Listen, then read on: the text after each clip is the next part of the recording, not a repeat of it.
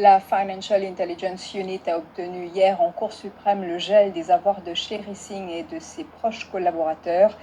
Cet ordre concerne notamment des avoirs bancaires et non bancaires et des biens immobiliers.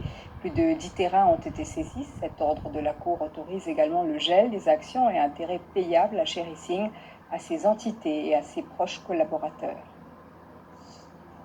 La plus haute instance du judiciaire a accédé à la demande de la FIU, Financial Intelligence Unit, pour le gel des avoirs de l'ancien CEO de Mauritius Telecom. Outre Sherry Singh, cet ordre a été émis contre ses proches et collaborateurs, dont des ressortissants indiens et malgaches.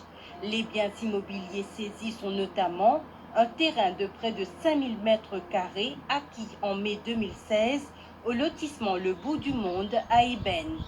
Un terrain de près de 15 perches comprenant un bâtiment commercial à Roseville et acquis en avril 2018.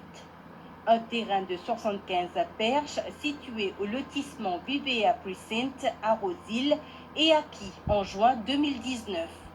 3 portions de terrain situées au lotissement Highland Rose acquises en septembre 2018.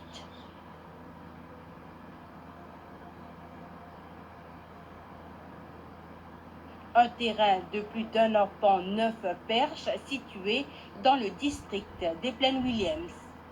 Un terrain d'une superficie de 20 perches comprenant une maison, de même qu'un terrain de près de 3 perches acquis par un ressortissant indien. Les deux biens fonciers se situent à l'avenue des Hirondelles à Sodnac, 4 bornes. Un terrain d'une superficie de près de 44 arpents situé à Domaine Union Park, acquis pour une somme de près de 202 millions de roupies.